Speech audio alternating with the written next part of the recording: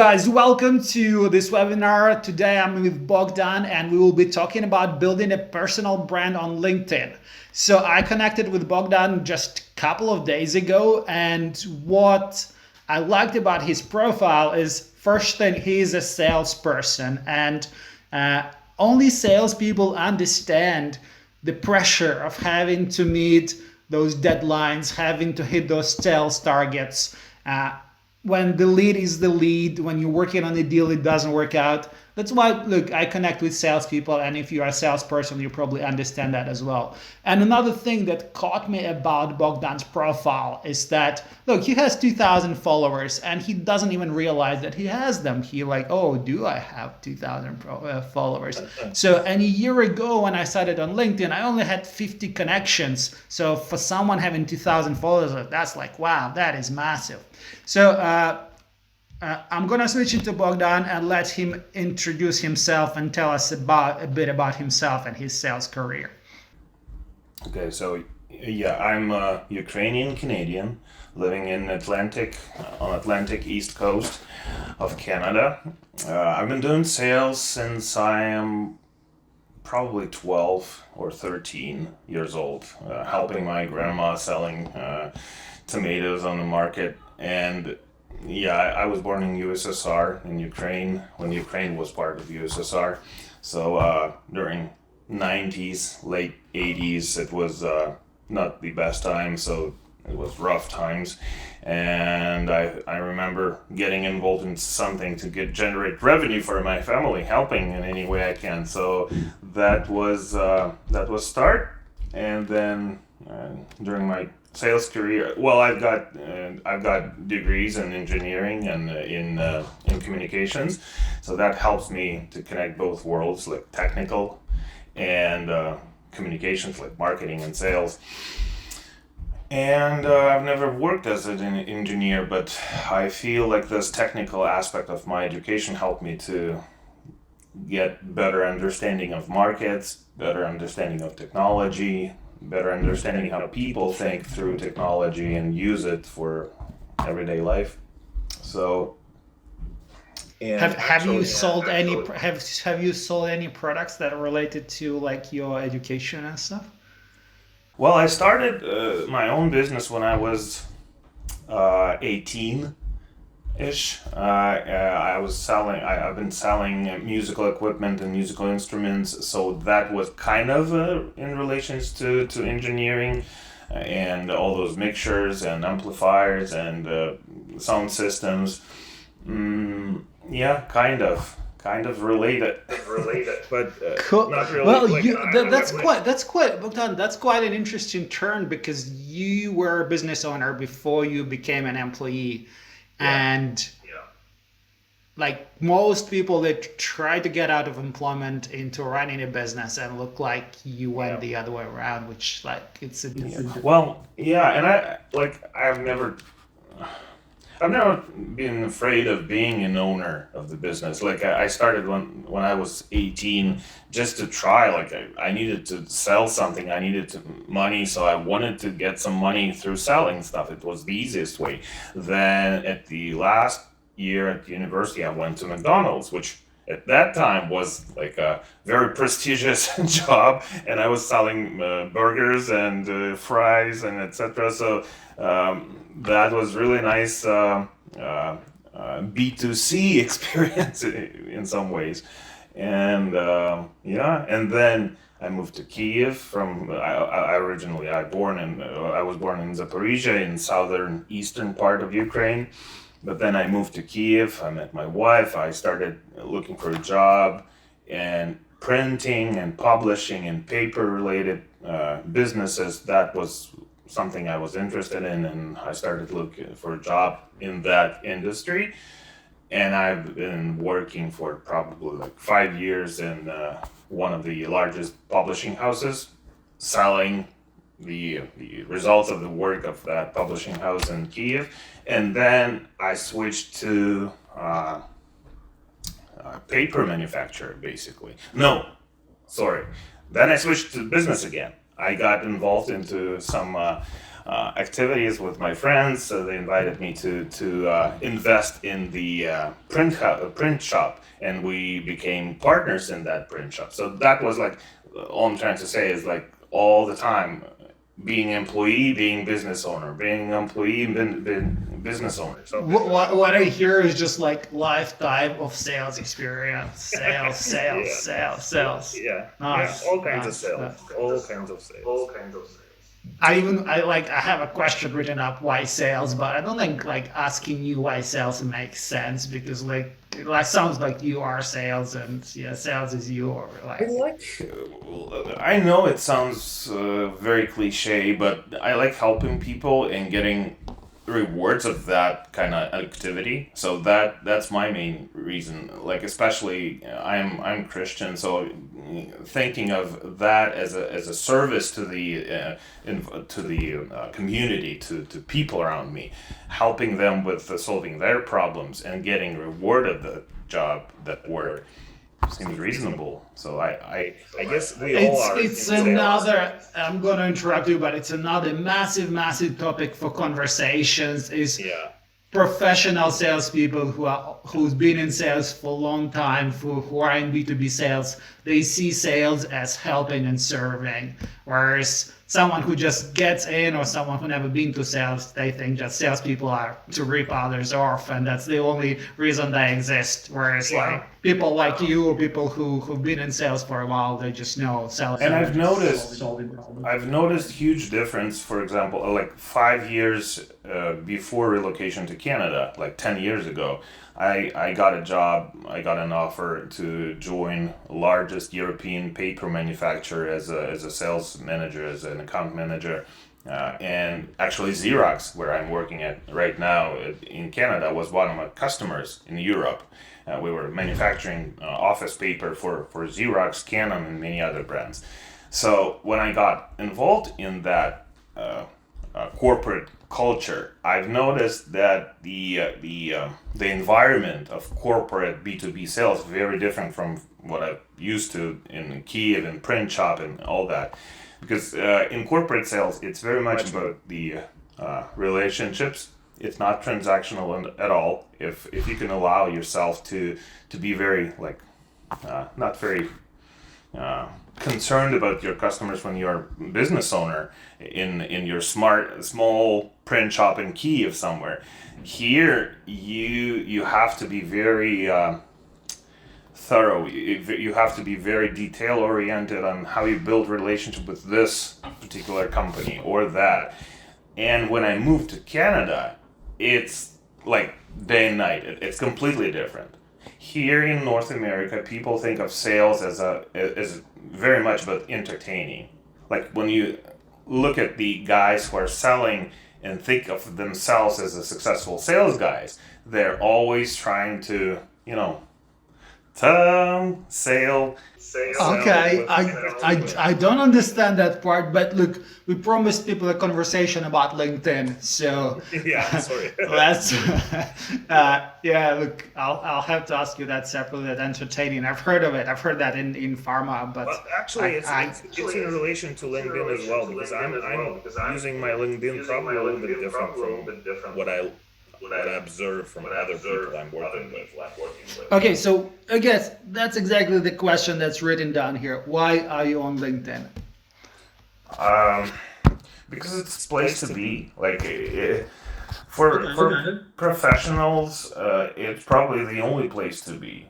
When you think of internet as a just entertaining platform, it's one thing. But we all know that there are a lot of businesses in internet available online. So for all of us to get together as one platform, there are several different platforms in French and German, like Xing and Viadeo is like more very narrow focused platforms for those languages. But LinkedIn is number one, and uh, to be honest with you, I joined it when it just started and when it became available in Ukraine in 2009, I believe. I just joined it because I love new technology. I'm like one of those early adopters. So I joined it. I enjoy it. until today.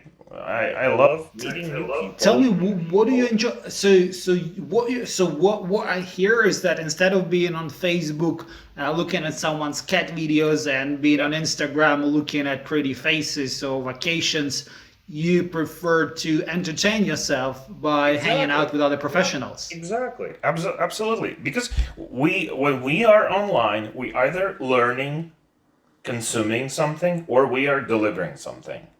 So I am learning. I'm very probably egoistic.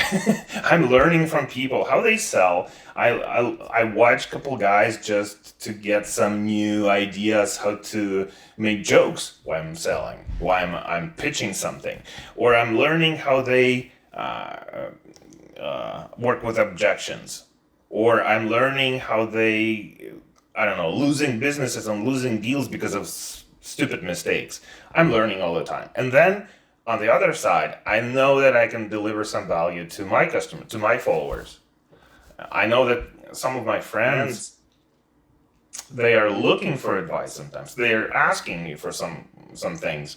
And I'm thinking, okay, if that's something interesting to this guy, why wouldn't I just write an article about this and post it, and maybe someone else would, I don't know, benefit from it. Nice, That's why nice, I love nice, it. nice. Yeah, yeah.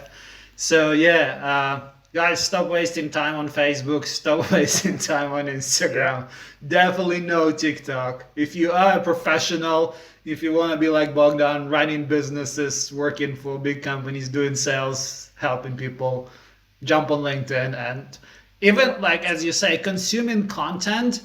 Because right now all my connections they are in my industry. I'm in biotechnology. I network with biotechnology startups and I just see, oh, these guys are launching this service, like really cool service. Never thought it would exist. Someone's building new liquid handling robots that take 10 picoliter volumes. I'm like, oh, this is really cool. And there's a conference coming up, and all of this, yeah, it just makes me more professional than just a consumer. And especially during these post-COVID times when we are all online all the time, 24/7, working remotely. It's good to have one platform where you can find almost everything and almost everyone. So it just, I don't know. I consider LinkedIn a huge benefit. It's not just yes, of course you can waste time. You can definitely procrastinate on the platform, but like if you are strategic and tactical, but using it, just use it and just consume what you actually need and create what other people, your customers or your friends, colleagues, would need. I love this because this is very different because my idea of LinkedIn when I started was like I want to add this and this and this person because I want to book meetings with them because I want to sell them. That was my only motivation of adding first like few hundred people. And when it is such a selfish motivation, it becomes a chore. It's like yes, I need to go there to do stuff and it's like I would rather be drinking coffee instead of like I would do Actually, this. yeah, if you read my first, I have only two articles on LinkedIn, and if you read my first article, it's exactly about that. I'm thinking of LinkedIn as a cocktail party where you are just enjoying the moment. You are meeting with new people, people that might bring value to you, might, or maybe you might bring something new to them. But at this particular moment, all you care about is just meeting them and maybe standing out of crowd, like showing what you actually could bring. For example, like if during cocktail party you would meet new guy or girl, you would probably just joke around. You'd probably just make fun about something something in common. Same here. Same thing here. Like if you've noticed something interesting someone posted, and you make a huge comment, nobody would probably read it, right? Like if you make something funny, or maybe I don't know, something very smart, outsmart everyone on that in that comment, then maybe it would, I don't know, cut attention of that particular post creator, and you would get in touch. But what all I'm trying to say is just don't waste time to pitch immediately. Bring connections. Bring something that could, I don't know, help you to connect with those people first, and then, like, imagine again that cocktail party. You would never close a deal during a cocktail party, right? But you would probably get a Well, connection with someone. let me give you my twist on a cocktail Okay. party, Yeah. because I don't see, because when I think of cocktail party, it can be any kinds of craziness and stupidity cocktail party. Yeah. I see it as a massive conference room, and in between poster sessions and presentations, there are drinks. But I am still at a conference networking with professionals. Could you And close a deal there? That's the question. Would they appreciate if you start pitching right there at the conference? yep. So the way I kind of got a bunch of videos and the way I teach my clients is that, as you say, hey, my name is Andre. I like your poster. Oh, do you study cell biology? Interesting. And it's just back and forth communication, back and forth. It's back and forth. Yeah. And only after back and forth and just smelling, sniffing each other like the our pets do, only then you say, oh, well, yes, I actually have something that could be valuable for you. Would you like to listen? And then you exchange cards, and then no business cards or whatever you do right now, and then you meet for a meeting. So this is how I see it. I just wanted to say that it's not exactly a cocktail party, because it's cocktail party but with other professionals. I agree. But also, I would recommend everybody to consider who's your target audience, because with more and more millennials and Zoomers coming into LinkedIn and coming to work, actually, we see the difference in the behavior. Like I consider myself a little bit older generation on LinkedIn because I'm 40 plus, right? But those guys who are just coming in, like they, I don't know, 17, 18, 19, they behave differently. They are much more informal. They're much more open. They're much more sometimes confusing LinkedIn with Facebook or TikTok. They're posting something maybe, in our opinion, irrelevant or something inappropriate. But for them, thinking of LinkedIn, it's appropriate and good. So I would probably allow myself to disagree with you that it is cocktail party, in my opinion. That very extravagant cocktail party, because a lot of people, like different generations, different style of management, different styles of and sales methodologies. Like people are complete from all over the world at the same time, commenting something, posting something, and we have to adapt. Like my own experience is different from yours, so I just present my idea. That's all. Okay, so something I wanted to ask you, and you just kind of mentioned quickly, uh, your target audience. Like you, with your connections, when you build in your profile on LinkedIn, when you send connection requests, are you focusing on your industry? Would you accept connection requests from someone who is like irrelevant? Would you try to connect to someone who is relevant, or would you stay focused on your industry or someone you can help or whatever? Usually, 80% of the time, I'm connecting with the guys in my industry and or my potential customers. Or if I'm thinking about the work and the sales for my organization, but at the same time, I'm thinking, in my background always the thought is that I'm not just representing my company but myself as well. So it's like two sides of the coin. On one side, it's a company's brand. on other side, it's my own brand because I'm always interested in my own career development. So that if I'm thinking about potential employer in future or potential business partner, if I'm going to present something to LinkedIn as my own business project, then it's like you always want to filter everyone through several like different filters.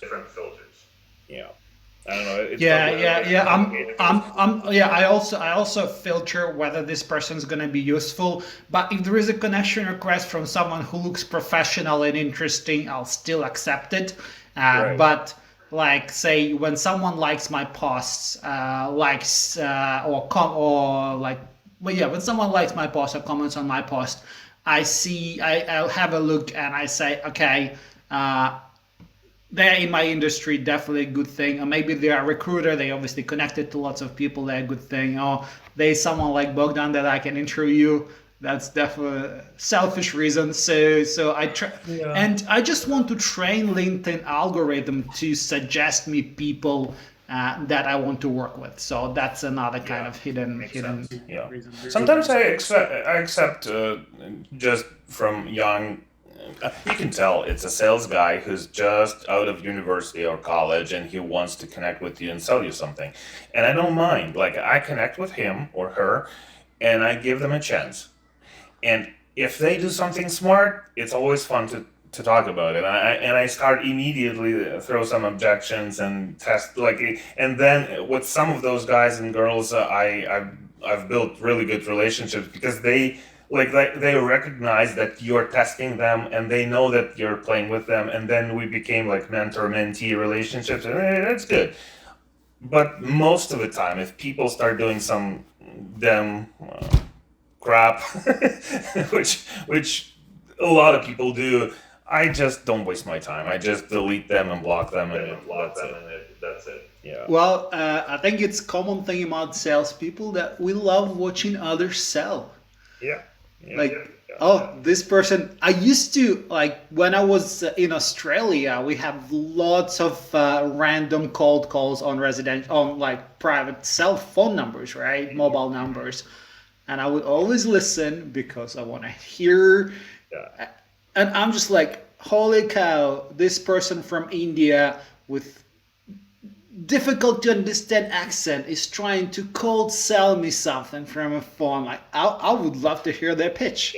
Yeah. And it's an effort, and I appreciate, and I know the struggle. I know how much of effort that requires, and the investment, their I don't know, time, everything. So I give them a chance, but yeah, not everybody. Yeah, yeah, like some of them are interesting, but some of them are unfortunately not trained well enough to be engaging, and some of them just don't check my profile. They pitch me services that I'll never be able to use, Yeah, and that's yeah. yeah, that's unfortunate as well. Anyway, so my next question in the line is in this list is how so far have you leveraged it? Because looks like you're enjoying posting, you're enjoying connecting.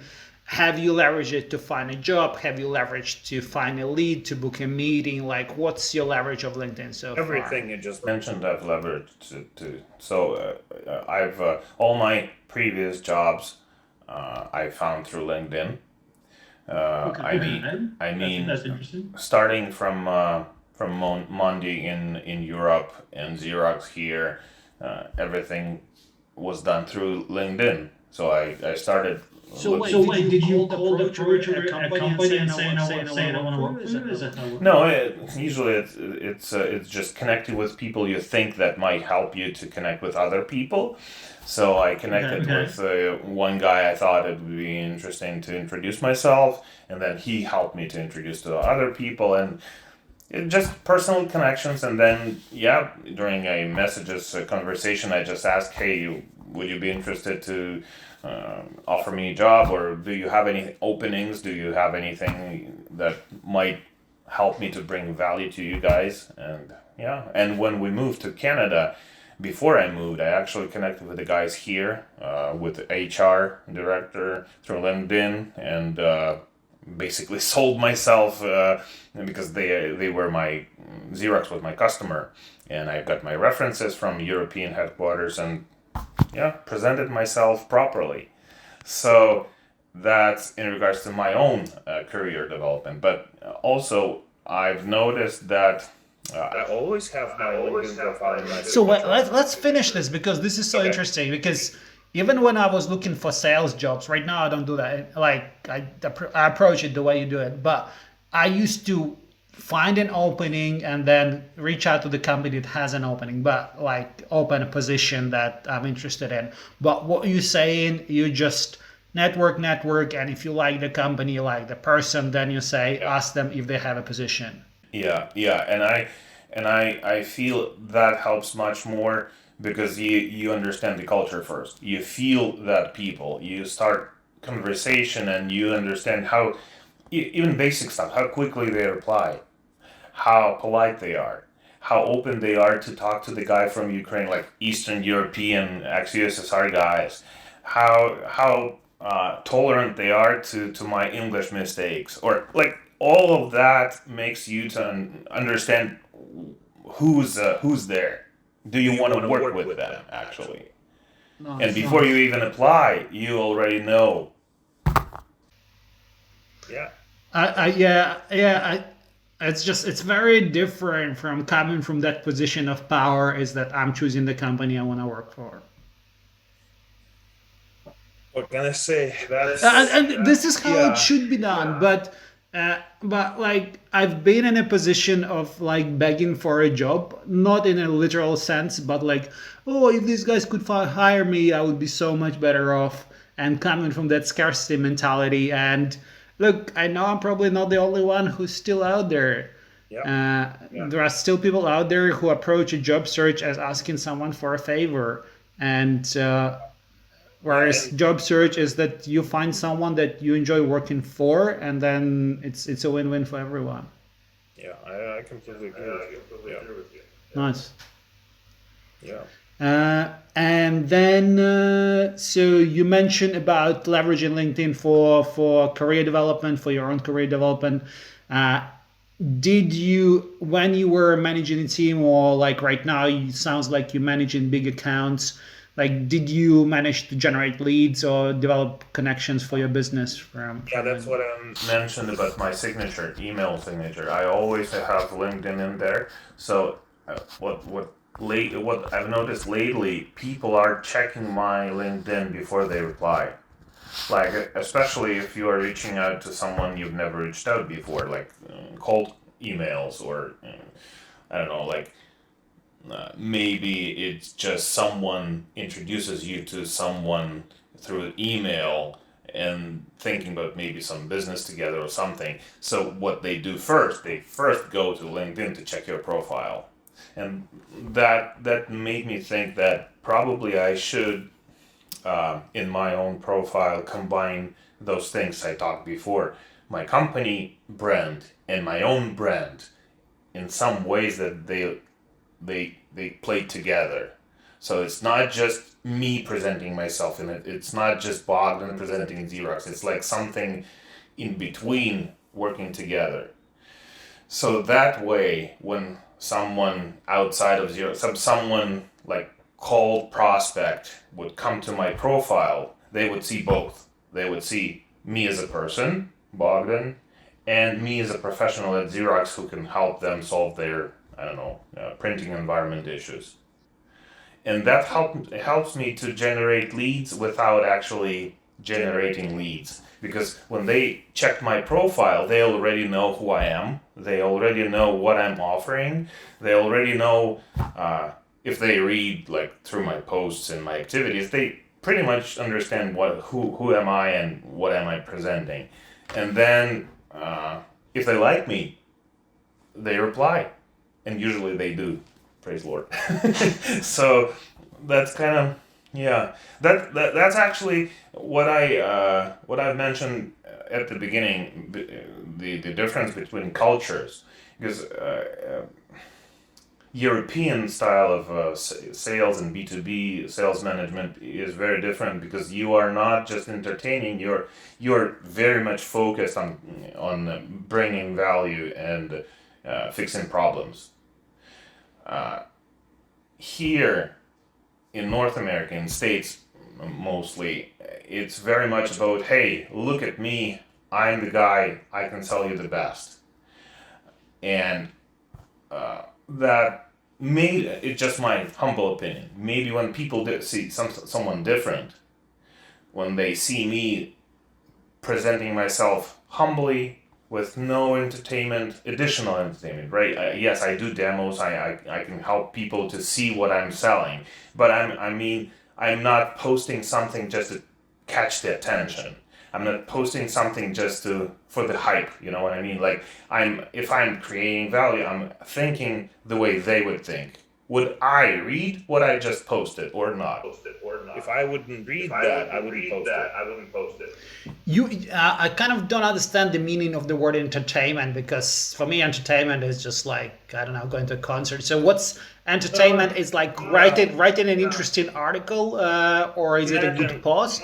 Imagine the traditional, let's say, car dealership, Yep. and that guy who's selling you something that probably not worth that much, but he is selling you like it's the best. It's just blah blah blah. That kind of selling, just pitching, just pushing selling. That's what I call entertaining, because you are not actually fixing problem. You are not actually interested to listen to that guy. You're just pushing what you want to push. And I don't do that. By your term entertaining, it's like direct push, something like that. Yeah, being too pushy, being too condescending. So, like, I know what you need attitude. Okay. Yeah, I'm more about the listening to what they actually ready to talk about, what they actually want to disclose, so I better understand what they need. And I think that's common thing in B2B sales, that consultative approach. But some people still, like, I know people who are doing this, just pushing what they need to push. And it's Yeah, different. they just haven't learned a better way. They don't listen to good podcasts. Yeah. Yeah, the funny thing, like, it's how these things converge, because a year ago when I started this business, I added my LinkedIn to my signature, and my signature has my phone number and LinkedIn. And then when I send a batch of cold emails, sometimes I see, oh, people viewed my profile. Oh, who are these people? Oh, these are the people who I send the cold emails to. So now I can connect to them on LinkedIn. I can, even if they don't want to have a meeting, I can see their post. I can follow them. And when they post on something that I truly find engaging, I can have a truly engaging comment, because this is interesting what they post. They have some new piece of technology coming up. Like, yeah, I'm in biotechnology, and I love hearing about new biotechnology, so I can genuinely comment. And then suddenly it's not such a cold approach when I'm trying to, say, cold call them.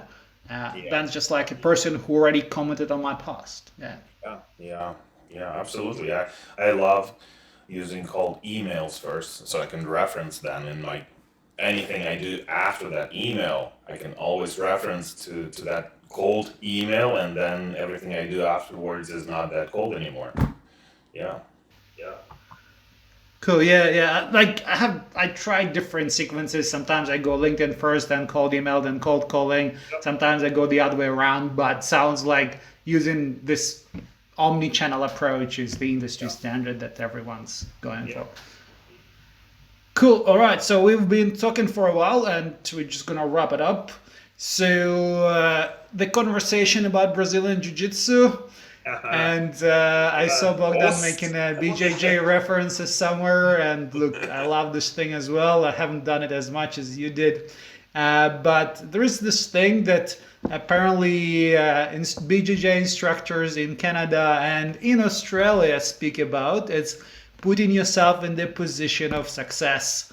So in BJJ, you just get on top of someone before put it in armbar.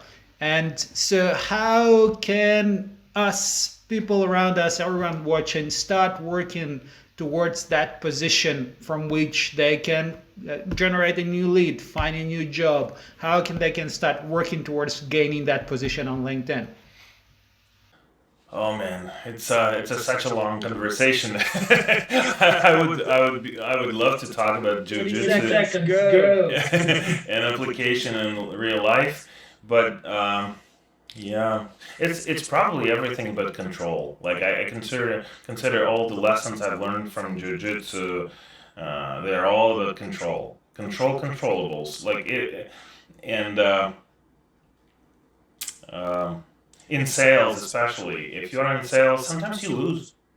Sometimes you don't win the deal, so you have to tap and say, hey, yeah. But sometimes when you know where the dominant position is, and in a good way, dominant in a good way, when you know that you actually bringing value to the customer, and you actually solving that problem, although he might not see it at the moment, and you might just want to, I don't know, spend a little bit more time, be more patient, sweep him a little bit, and try to help him to see that yes, it is better. So yeah, jiu-jitsu is my So therapy. dominant position is getting yourself in a position where you understand your customer so well, Yeah, then you can that you sell your products by just telling them how you can solve their problems, and you know it better than they do. That's a yeah, dominant position. yeah. Yeah. In a position of power in a good way, because when you have all the leverage, you have all the instruments to show your customer that your solution is actually valid. You could use the demo. You can, I don't know, visit customer face to face, although it's not that popular anymore. But yeah, you can help your customer some way. And in jiu-jitsu it's very similar, because you, like, the longer you train, the longer you practice it, you see it as a chess game, because you know several steps ahead what's going to happen. Okay, Yeah, yeah. he grabs my arm. Okay, I know what he's coming from and where he's going. Okay, I have to keep my elbow. Okay, I have to switch to the side. Okay, I have to. Oh, here I can grab the lapel or something. Like you calculate the outcome because you know what's going on.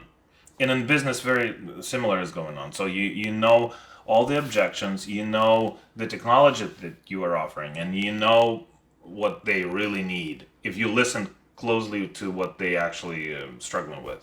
Yeah. So for everyone who's not jiu-jitsu geek, sorry, had to listen to this. Hopefully you can relate in one way or another. Bogdan, so Yeah. that was actually a reference towards sales and selling, but in reference towards positioning yourself on LinkedIn for LinkedIn success. You mentioned somewhere spending 15 minutes a day. So I like that idea because I see it as a long-term game. And I think you also mentioned contributing, so writing articles, Yeah. uh, and another thing, like when you said contributing, I think liking someone posts is also a contribution. It's just a tiny spike of positivity, a comment on someone's post, resharing someone's post just for the fun of it. That's a contribution. I would probably try to push you a little bit on that, because I think people are becoming lazy, and they think, okay, I'm gonna like it and I'm gonna comment with like, oh yeah, that's a nice post, and that's it. That's not a contribution. Put a little bit more effort. At least post something that you think your audience, your friends, your connections would appreciate. Even if it's just a couple sentences thanking everybody for something, I don't know, or giving kudos to someone of your colleagues, that's much better than just commenting. Yeah, that's just my opinion. So, um, Yeah, so commenting and liking, it's more like I'm hiding. I don't want to put myself yeah, out there, and putting a post where people might just not like. and that's a bit of a more difficult contribution to make, but you still have to make it in order to move forward. Yeah, so true. So true. All right, we're gonna finish there. Thanks, Bogdan, for fantastic conversation. Thank And you. thanks everyone to watching. I'll hit the Thank stop you, Henry, and button. thank you everyone for listening. Hope something Yeah. something insightful.